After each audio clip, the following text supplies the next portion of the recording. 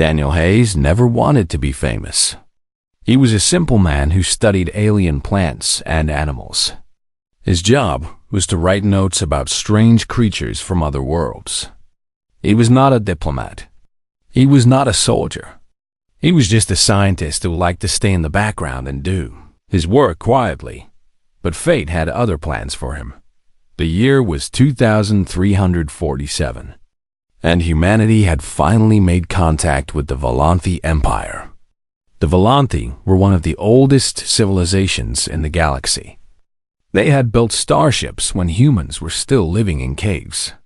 Their technology was so advanced that it looked like magic to human eyes. And their queen was said to be the most powerful being in 12. Star Systems. Earth sent its best diplomats to meet with the Volanthi. Ambassador Patricia Lane led the team. She was a smart woman with gray hair and sharp eyes. She had spent 30 years learning how to talk to alien species. Behind her stood 20 other diplomats, all wearing their best uniforms, and at the very back of the group stood Daniel Hayes. He was only there because the mission needed a xenobiology expert. Someone had to study the plants and animals of the Volanthi homeworld. Daniel had volunteered because he thought it would be a quiet job.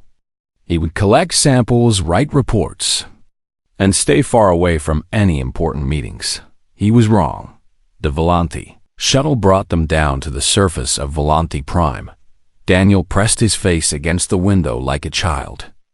The planet was beautiful beyond words. The cities were made of crystal that caught the light and turned it into rainbows. Rivers of silver water flowed between towers that reached up to touch the clouds. Everything seemed to glow with inner light. When they landed, Volanthi guards escorted them through long hallways. The walls were made of something that looked like glass but felt warm to the touch. Strange music played from somewhere, though Daniel could not see any instruments. The air smelled like flowers he had never encountered before. The Volanthi themselves were tall and thin. Their skin changed colors slowly, shifting between silver and purple and blue. They moved with grace that made humans look clumsy. Their eyes were large and golden, and they seemed to look right through you when they stared. Daniel tried to stay invisible. He walked at the back of the group and kept his head down. Ambassador Lane was doing all the talking. She spoke carefully, choosing every word with great thought. The Volanthi listened without expression. Then the doors at the end of the great hall opened. Everyone stopped moving. Everyone stopped breathing. Even Ambassador Lane, who had met hundreds of alien leaders, stood frozen in place. Queen Silithra entered the room. Daniel had seen pictures of Volanthi before. He had studied their biology in school. He thought he knew what to expect. But nothing could have prepared him for the sight of their queen. She was taller than any Volanthi he had seen. Her skin did not just shift between colors. It flowed like water, showing shades that Daniel had no names for. Colors that human eyes were not built to see. Her hair floated around her head like a dark cloud, and tiny lights sparkled within it like stars. Her eyes were pools of liquid gold that seemed to contain entire universes. Above her head floated a crown made of living crystal. It moved and changed shape slowly, responding to her thoughts. She wore robes that seemed to be made of captured moonlight. She was, without any doubt, the most beautiful thing Daniel had ever seen. And without thinking, without any awareness of where he was or who might hear him, Daniel whispered under his breath, "The queen is so beautiful." The words were soft. He had not meant for anyone to hear them. But the Volanthi had excellent hearing, much better than humans. The entire hall went silent. Every single Volanthi turned to look at Daniel, their golden eyes fixed on him with an intensity that made his knees weak. Ambassador Lane spun around, her face white with shock. The other diplomats stared at him with horror. Daniel did not understand. What had he done wrong? He had only spoken the truth. The queen was beautiful. Anyone with eyes could see that. Then he felt something behind him. A presence. Warm and electric and terrifying. His heart stopped beating for a moment. Cold sweat broke out on his forehead. Slowly, very slowly, he turned around. Queen Silithra stood directly behind him. She had moved without making any sound. She was close enough that he could feel the warmth radiating from her skin. Up close, she was even more magnificent. And even more frightening. Her golden eyes looked down at him. Her face showed no expression that he could read. "You think so, little human?" she asked. Her voice was like music. Like bells ringing in a cathedral. Like wind moving through crystal chimes. It was the most beautiful sound Daniel had ever heard, and it filled him with pure terror. He opened his mouth to speak, but no words came out. His throat had closed up. His brain had stopped working. He could only stand there, trembling, while the most powerful being in 12 star systems stared at him. Ambassador Lane rushed forward. "Your Majesty, please forgive him. He is just a scientist. He does not understand our protocols." He meant no disrespect. Queen Silithra raised one hand, and Ambassador Lane stopped talking immediately. The Queen's eyes never left Daniel's face. "I asked the human a question," she said. "Let him answer." Daniel swallowed hard. His life was probably over. He might be executed for insulting the Queen, or maybe for complimenting her. He did not even know which one he had done, but he was a simple man who believed in telling the truth. So he did. "Yes," he said, his voice shaking. "Yes, Your Majesty. I think you are the most beautiful being I have ever seen. I am sorry if that was wrong to say, but it is true." The hall remained silent. Nobody moved. Nobody breathed. Queen Silithra studied him for a long moment. Then something changed in her golden eyes. Something that Daniel could not identify. "Interesting," she said softly. "Very interesting indeed." She turned and walked toward her throne, leaving Daniel standing there with a racing heart and the terrible feeling that his life had just changed forever. He was right. The hours after Daniel's mistake were the worst of his life. The Volanthi guards took the human delegation to a waiting area. It was a beautiful room with walls that showed images of distant stars. But nobody could enjoy the view. Everyone was too scared. Ambassador Lane paced back and forth. Her face was red with anger and worry. The other diplomats sat in silence, avoiding Daniel's eyes. They all knew that something very bad might happen because of his words. Daniel sat alone in a corner. He felt sick to his stomach. He kept replaying the moment in his head. Why had he spoken out loud? Why could he not keep his thoughts inside his head like a normal person? After 2 hours, a Volanthi official entered the room. He was an old male with skin that had faded to a pale silver color. His name was High Counselor Vareth, and his face showed deep displeasure. "Your human has created a serious problem," he said to Ambassador Lane. "Among our people, words are sacred. To speak something aloud is to bind it to your soul.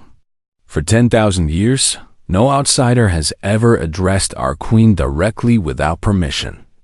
And certainly no one has ever commented on her appearance." Ambassador Lane bowed deeply.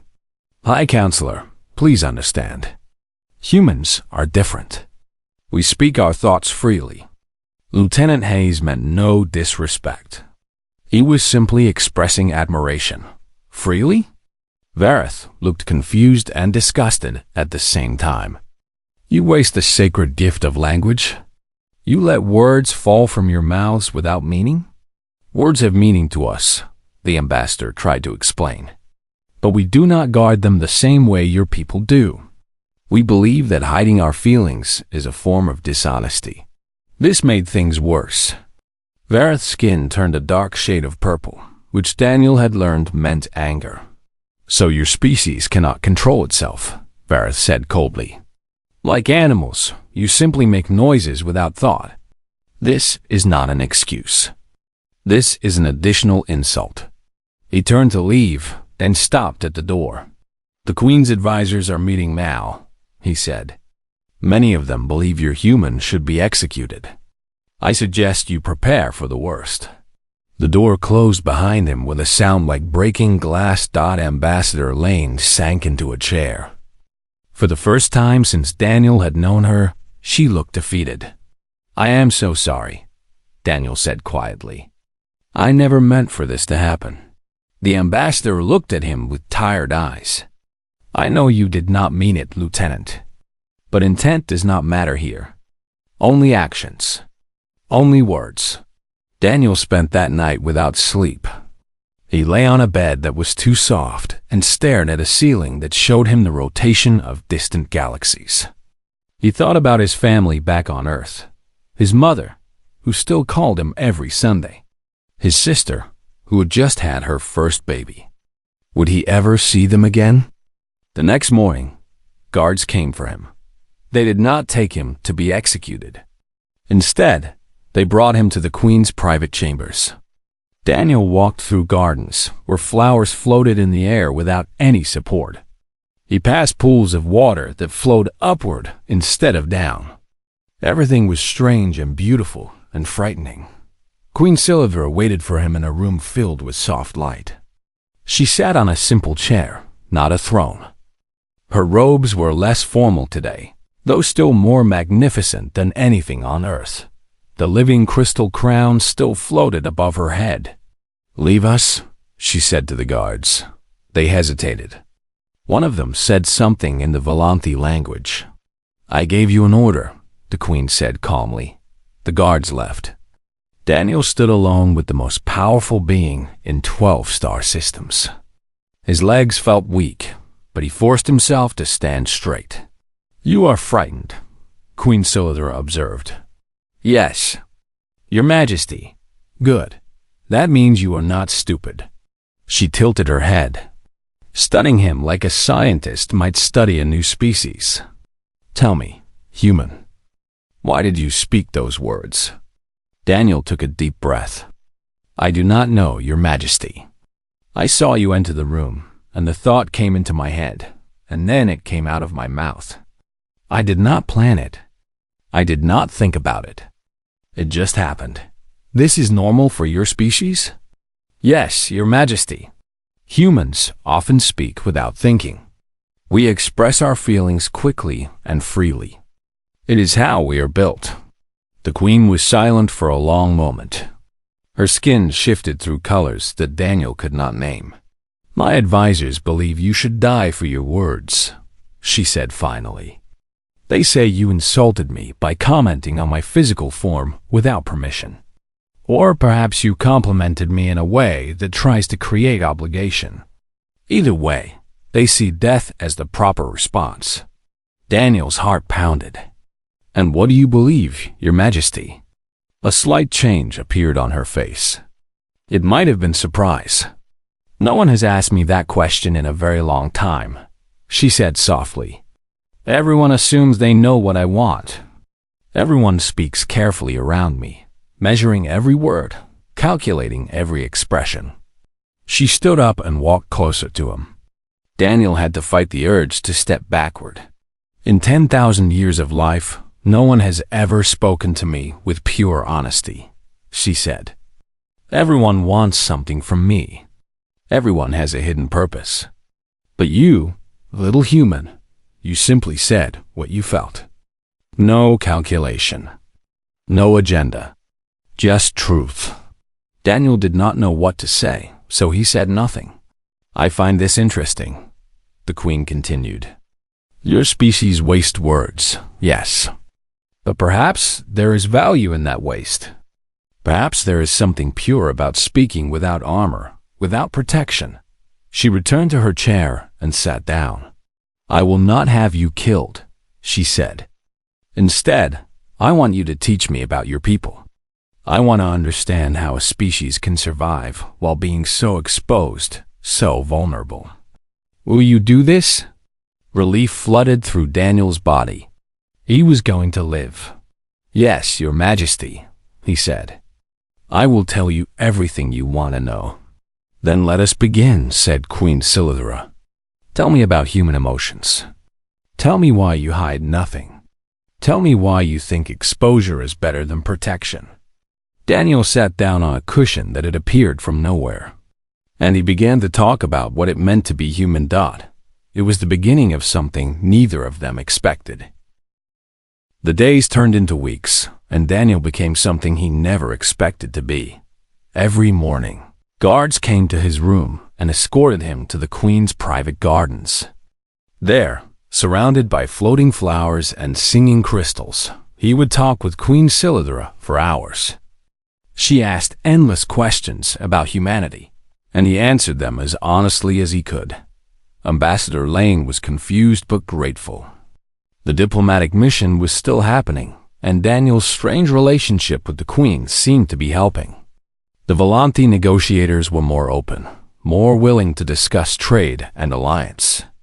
Something had changed in the air, but Daniel knew the real reason things were going well.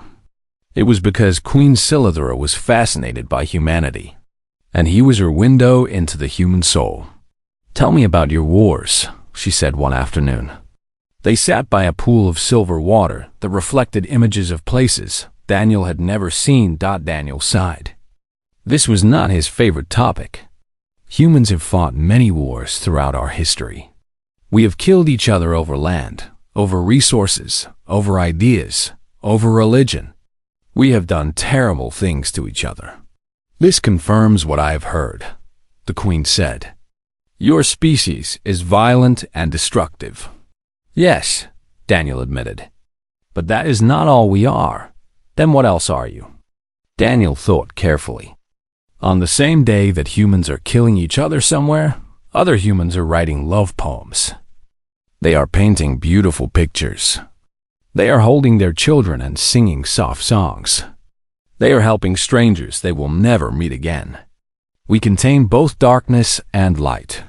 Queen Silithra's skin shifted to colors he had come to recognize as confusion.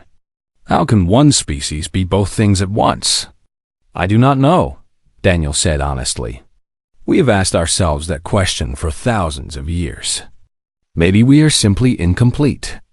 Maybe we are still becoming who we will be." The Queen was silent for a long time. When she spoke again, her voice was softer than usual. "My people chose long ago to remove strong emotions from ourselves. We decided that feelings led to chaos and destruction. So we learned to control them, to hide them, to keep them locked away." "Did it work?" Daniel asked. "In some ways, yes. We have not had a civil war in 8,000 years. Our society is stable and orderly." She paused. "But something was lost.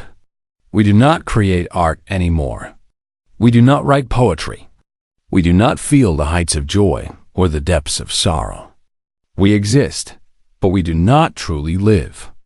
Daniel looked at her with new understanding. "You are lonely," he said. It was a dangerous thing to say. He knew that, but he had learned that Queen Silithra valued honesty above all else. Her golden eyes met his. For a moment, he saw past the ancient queen to something more fragile underneath. "Yes," she whispered. "I have been lonely for 10,000 years." Their conversations continued. Daniel told her about human music, and she requested recordings from Earth. When she heard a symphony for the first time, her skin displayed emotions he had never seen before. He told her about human literature, and she spent nights reading everything from Shakespeare to modern novels. But not everyone was happy about this new friendship. The Korthax Dominion had been rivals of the Volanthi Empire for millions of years. They were a race of warriors, large and strong and proud. For centuries, they had been looking for a way to weaken the Volanthi. And now they saw their opportunity. The alliance between Volanthi and humanity worried them. Humans were small and weak, but they were also clever and adaptable. If the two species joined together, the Korthax would face a powerful new enemy. So they made a plan. One evening, Daniel was walking through the palace halls alone. The diplomatic talks had ended early, and he had time before his next meeting with the Queen. He was thinking about home, about the life he had left behind, when he heard strange voices coming from a side chamber. He stopped and listened. The voices were speaking in a language he did not recognize, but something about the tone made him nervous. He pressed himself against the wall and peered around the corner. 3 figures stood in the shadows. They wore human diplomatic uniforms, but something was wrong. Their movements were too stiff. Their postures were wrong. And when one of them turned slightly, Daniel saw something that made his blood run cold. The face underneath the human mask was not human at all. Also something that made his blood run cold. The face underneath this human non-human mask was not human at all. It was scaled and dark, with eyes like black stones. Korthax, wearing human disguises. Daniel pulled back quickly. His heart was racing. He did not know what they were planning, but he knew it could not be good. He ran through the palace, searching for the Queen's guards. But when he found them, they did not believe him. "The human delegation has been verified," one guard said coldly. "You are making accusations without proof." "I saw them," Daniel insisted. "They are wearing masks. They are not human." The guards exchanged looks. "Perhaps you are trying to create confusion. Perhaps you are the threat." They would not listen. They had already decided that Daniel was untrustworthy. He had only one option left. He had to warn the Queen himself. Daniel ran through the palace, ignoring the shouts of guards behind him. He burst through doors that should have been locked, driven by pure desperation. Finally, he reached the Queen's private chambers. The doors opened, and he stumbled inside. Queen Silivra stood in the center of the room. And behind her, approaching silently, was one of the disguised Korthax. In his hand was a weapon that glowed with deadly energy. There was no time to think. No time to plan. Daniel threw himself forward, placing his body between the Queen and the assassin. The weapon fired. The blast hit Daniel in the shoulder. Pain exploded through his body, worse than anything he had ever felt. He fell to the ground, smoke rising from his wound. The Queen's guards burst into the room and tackled the assassin. More guards came, and then chaos, shouting, weapons firing. But Daniel saw none of it. He lay on the floor, fighting to stay conscious, staring up at the ceiling. Then a face appeared above him. Golden eyes, wide with an emotion he had never seen in them before. Queen Silithra knelt beside him, her hands hovering over his wound. "Why?" she asked. "Why did you do that? You could have died." Daniel tried to smile through the pain. "I told you," he whispered. "I thought you were beautiful. Humans protect beautiful things." Then the darkness took him. Daniel woke up slowly, like swimming up from deep water. The first thing he noticed was that he was not in pain anymore. The second thing he noticed was that he was floating. His body hung in the air inside a tube of soft blue light. Strange machines hummed around him, and symbols he could not read flickered on displays. "Do not try to move yet," a gentle voice said. "Your body is still healing." Daniel turned his head and saw a Volanti female in white robes. She was a healer, he realized. The Volanti version of a doctor. "How long was I unconscious?" he asked. 3 days. "The weapon that struck you was designed to kill a Volanti. Against a human, it was less deadly, but still very dangerous. We have repaired your shoulder and grown new tissue to replace what was destroyed." Daniel looked down at himself. His shoulder looked completely normal. No scar, no wound, nothing to show what had happened. Volanti medical technology was truly amazing. "The Queen," he said suddenly. "Is she safe?" The healer smiled slightly. "She is unharmed. Thanks to you." Over the next few hours, Daniel learned what had happened while he slept. The Korthax plot had been exposed. The 3 disguised assassins were captured and questioned. They confessed that their government had sent them to kill Queen Silithra and blame humanity for the murder. This would have destroyed the alliance before it began and started a war between humans and Volanthi, but Daniel had stopped them. A simple human scientist had saved the queen of the most powerful empire in the galaxy. The political situation was now very complicated. Among the Volanthi, there was an ancient concept called soul debt. When one being saved another's life through genuine sacrifice, their fates became connected. The Volanthi took this very seriously. Soul debt created bonds that could last for generations. No outsider had ever created soul debt with a Volanthi royal. Many of the Queen's advisors did not know how to handle this. Some said Daniel should be rewarded. Others said the whole thing was suspicious and that he had somehow planned it. A few still wanted him executed for his earlier offense. Queen Silithra ended the debate with a single announcement. She called a great meeting in the Crystal Hall where Daniel had first seen her. Every important Volanthi was there, along with the entire human delegation. Daniel stood at the front, still weak from his injury, but determined to stand straight. The Queen entered, and everyone fell silent. "This human saved my life," she said. Her voice rang through the hall like music. He did not know that he would survive. He acted without thinking of reward or consequence. He simply saw danger and put himself between death and me. She paused and looked directly at Daniel. "Among my people, such actions are almost mythical. We calculate everything. We measure every risk. We would never throw ourselves into harm for another being. But this human did it without hesitation, because that is what humans do." She stepped closer to Daniel. The hall was completely silent. "I have decided to invoke the ancient rite of soul bonding," she announced. Gasps filled the room. The Volanthi advisors looked shocked. Ambassador Lane gripped her chair to keep from falling. Daniel did not understand what was happening. "Soul bonding?" he whispered. Queen Silithra looked at him with those endless golden eyes. "It is a link between two beings who have shared a moment of profound truth. Not marriage, not servitude, something deeper. Our minds will touch, and we will carry pieces of each other for the rest of our lives." Daniel felt fear and wonder in equal measure. "Why would you do this with me?" "Because you spoke truth when everyone else spoke carefully measured words. Because you acted with pure heart when everyone else would have calculated the odds. Because you showed me what it means to be truly alive." She tilted her head.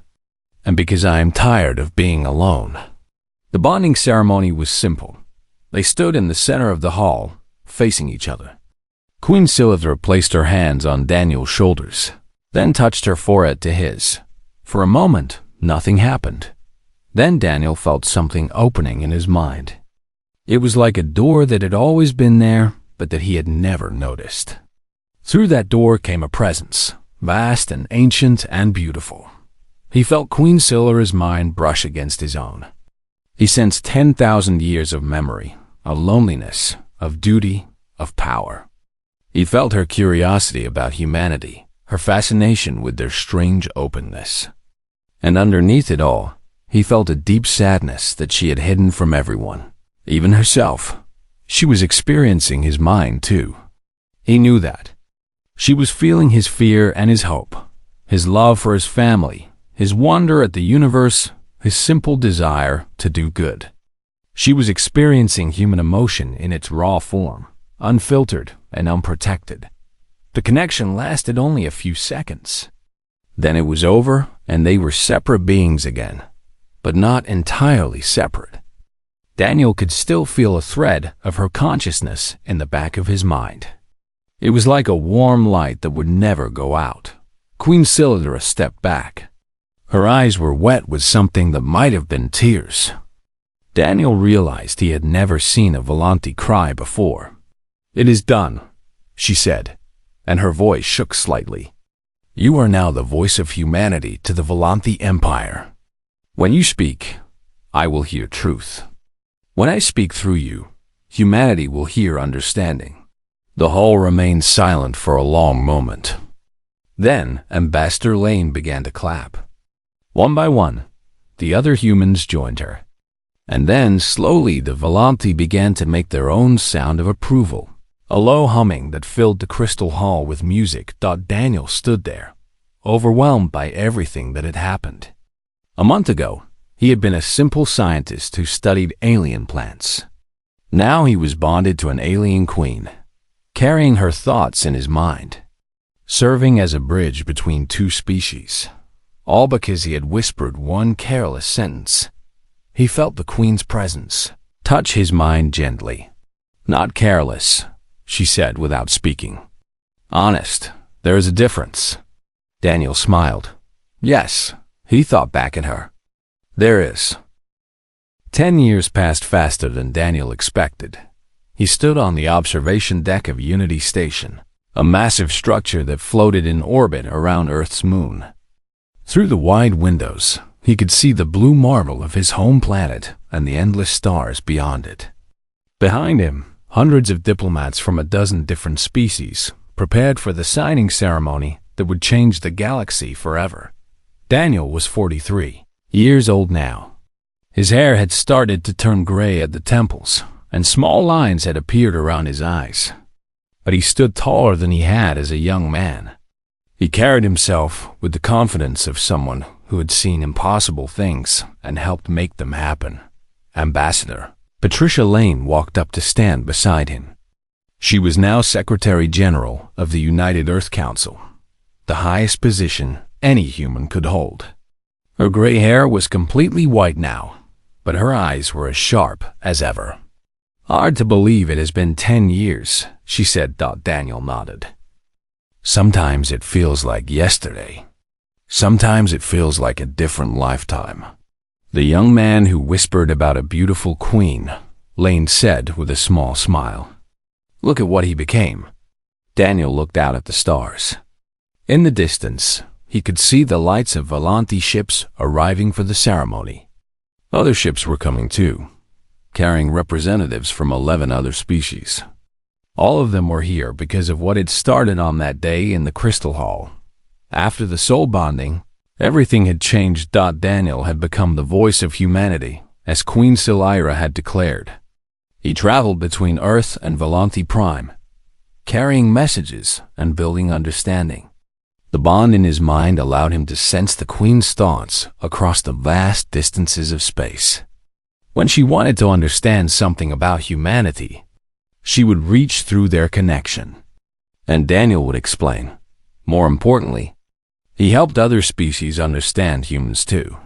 The Volanthi had always viewed humanity as primitive and chaotic. They saw human emotions as a weakness, human openness as a flaw.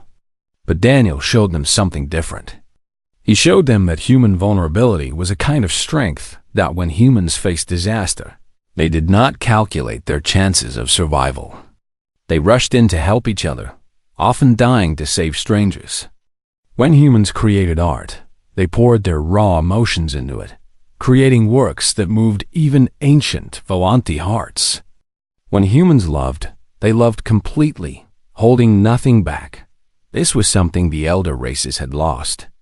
In their quest for stability and order, they had given up the very things that made life worth living. They had become safe but empty. Humanity offered them another way. One by one, other species began to seek alliance with Earth. The Teleri, a race of beings who lived in the upper atmosphere of gas giants, were the first. They had watched the Volanthi-human alliance with great interest. Then came the Selenoth, who communicated through light patterns. Then the crystalline minds of Sector 12. Then others and others and others. Each time, Daniel served as the bridge. He showed these ancient civilizations what humanity had to offer. Not technology, which humans still lacked. Not military strength, which humans would always be smaller in. But something more valuable. The gift of feeling. The Korthax Dominion had tried to stop this growth. They had attempted more assassinations, more plots, more schemes. But their own allies began to turn against them. Species that had been under Korthax control for millions of years saw what humanity offered and wanted it for themselves. 2 years ago, the Dominion had finally collapsed. Their government fell, and their member species scattered to join the growing alliance that surrounded humanity and the Volanthi. Now, today, the Grand Alliance would become official. A warm presence touched Daniel's mind. He smiled, recognizing it immediately. "You are thinking about the past," Queen Silidra said through their bond. "I can feel the weight of memories." "I am thinking about how unlikely all of this is," Daniel replied silently. "A careless word. A moment of honesty. And now 12 species are united because of it. Not careless," the Queen reminded him, as she always did. "Honest." Daniel felt her presence draw closer, even though she was still millions of miles away, traveling toward the station on her royal ship. "I must thank you," she said. "For what?" "For teaching me to feel again. For ending my loneliness. For showing me that protection is not always better than exposure." A pause. "For seeing me as beautiful when everyone else saw me as powerful." Daniel smiled. "You are both. Perhaps. But you saw the beauty first. That made all the difference." The ceremony began an hour later. Leaders from 12 species gathered in the Great Hall of Unity Station. Queen Silidra stood at the center, magnificent as always. Daniel stood beside her, representing humanity along with Secretary General Lane. The documents of alliance were signed with light and crystal and old-fashioned ink. Speeches were given in a dozen languages. Music played that combined sounds from worlds scattered across the galaxy. When it was Daniel's turn to speak, he kept his words simple. "Humans are not the strongest species," he said. "We are not the oldest or the wisest. We have made terrible mistakes throughout our history, and we will probably make more. But we have something that we believe is valuable. We have the courage to feel.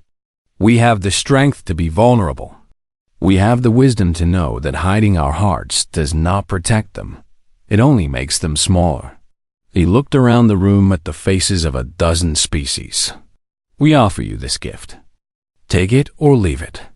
But know that whatever you choose, we will continue to love and hurt and hope and fear and dream. Because that is what it means to be human. And we would not trade it for anything in the galaxy." The applause lasted a long time. Later, when the ceremony was over and the crowds had gone, Daniel stood alone on the observation deck. Queen Silidra joined him in person this time, her crystalline crown floating above her head, her skin shifting through colors that still amazed him after 10 years. "You are still beautiful," he said. She smiled, a human expression she had learned from him. "And you are still honest." They stood together and watched the stars, two beings from different worlds, connected by a moment of careless truth that had changed everything. It was not the ending of a story, Daniel realized. It was the beginning of a new one. A story that would be written by humans and Volanthi and a dozen other species, all learning to feel together. All because one man had whispered what he was thinking, and someone beautiful had heard him.